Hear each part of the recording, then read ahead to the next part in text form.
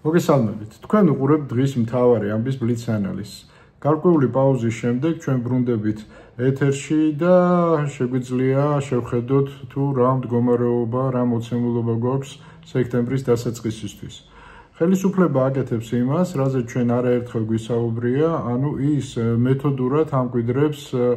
ავტორიტარულ რეჟიმს, როგორც საზოგადოებრივი პოლიტიკური ცხოვრების ყველა მიმართულებით, ასევე სოციალურ-ეკონომიკურ პროცესებში შეიმჩნევა აი ამ ავტორიტარული მმართველობის, ანუ ეკონომიკური ურთიერთობების და სოციალური ურთიერთობების კონტროლისკენ გადადგმული ნაბიჯები. ნადგურდება პოლიტიკური ოპოზიცია, რეალური პოლიტიკური ოპოზიცია, იგულდება სამოქალაქო საზოგადოება, ძირითადად ეკონომიკური მეთოდებით, თუმცა ბოლო პერიოდში ჩვენ ხედავთ, რომ პროკურატურაც ძალიან აქტიურად არის ამ მხრივ ჩართული ამ პროცესებში და დაკითხვებზე იბარებენ სამოქალაქო საზოგადოების ყველაზე აქტიურ წევრებს, აბსოლუტურად აბსურდული ფორმულირებებით შეიძლება ითქვას. გარდა ამისა, ჩვენ ხედავთ, რომ მედიის პრობლემებიც სულ უფრო და უფრო აქტუალური ხდება, გამომდინარე იქიდან, რომ ეს სოციო-ეკონომიკურს უკავშირდება ჩემი ინფორმაციით, რა თქმა უნდა, ძალიან ბევრ ბიზნესს რბილად რო ვთქვათ, არ ურჩევენ კრიტიკულად განწყობილ მედიაში რეკლამის განთავსებას და მოგეხსენებათ, მედია იკვებება რეკლამით, თუ სარეკლამო შემოსავლები არ იქნა, მაშინ დაიწყება პრაქტიკულად გადაულახავი კრიზისი, ანუ ხელისუფლებას სულ უფრო და უფრო მეტი მადა ეხსნება, რასაც ქვია და მისი კონტროლის ინსტრუმენტები სულ უფრო და უფრო აგრესიული ხდება, საბოლოო მიზანიც გასაგებია თუ საერთმედის ყველაფერი. ბოლო სიმპტომები,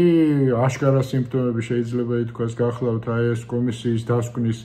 წაკითხვა, სადაც პირდაპირ არიან სუბიექტები დასახელებული, რომლებიც ლეგალური პოლიტიკური სივრციდან უნდა იყვნენ ჩამოშორებული და ეს 4 სუბიექტი გახლავთ ზუსტად ის სუბიექტები, ვისაც ასე თუ ისე რაღაც მხარდაჭერა აქვს საზოგადოებაში და ეს ნიშნავს აი ამ სუვერენული რუსული ტიპის სუვერენული დემოკრატიის დამკვიდრებას, როდესაც ფაქტობრივად ქვეყანაში უნდა არსებობდეს მხოლოდ ერთი დომინანტური ძალა და მისი სატელიტი, ანუ ხელის ოპოზიცია და ესეთი პარტიები ბლომად არიან საქართველოში, შეიძლება ითქვას, ანუ ხელისუფლების დედლაინი, ჩვენ ესეც გვითქვამს, არის ადგილობრივი არჩევნები და ეს ოქტომბრისთვის ეს ყველაფერი უნდა იქნას გადაწყვეტილი. პარალელურად ჩვენ ხედავთ, რომ გამოდის ვერდიქტები პოლიტიკური პოლიტპატიმრების, სინდისის პატიმრების, მე ვიტყოდი ხშირ შემთხვევაში მიმართ, ხელისუფლება ცდილობს, რომ რაღაცნაირად შეარბილოს სავით ეს პროცესი, ანუ გაცხადებული ვერდიქტების ნაცვლად, ხო, ანუ 7-8 წლიანი ესე რომ ვთქვათ, სასჯელის ნაცვლად რაღაც 2-3 წელზე დაყავს ეს ყველაფერი და ამით გარკვეულ საკვებს, არგუმენტებს ბრჭყალებში, რა თქმა უნდა, აძლევს თავის ელექტორატს, აი ამ აგრესიული კონფორმისტების დაჯგუფებას, რაზეც ძირითადი ფსონია დადებული, თუმცა აქაც არის გამონაკლისები, იგივე დაუშვათ რუსეთის მოქალაქის მიმართ გამოტანილი განაჩენი მეტყველებს იმაზე, რომ აქაც ხელისუფლება ერთგვარ სისასტიკეს ავლენს, იქ ესე რომ ვთქვათ, თითქოს ნარკოტიკების თემა ფიგურირებს, რაც სერიოზულ ეჭვებს ბადებს სინამდვილეში თუ რა მოხდა და თუ ჩვენ დავსვათ კითხვას, რატომ რუსეთის მოქალაქეს დაუშვათ 8 წელი და საქართველოს მოქალაქეებს ნაკლები, ხო? აქ ამაზე პასუხიც არის მარტივი. საქმე იმაში გახლავთ, რომ ის რუსეთის მოქალაქე რუსეთშიც აპროტესტებდა და თქვენ წარმოიდგინეთ, ანუ მან ჩაიდინა იქაც რუსეთშიც დანაშაული და საქართველოში დანაშაული, ანუ არის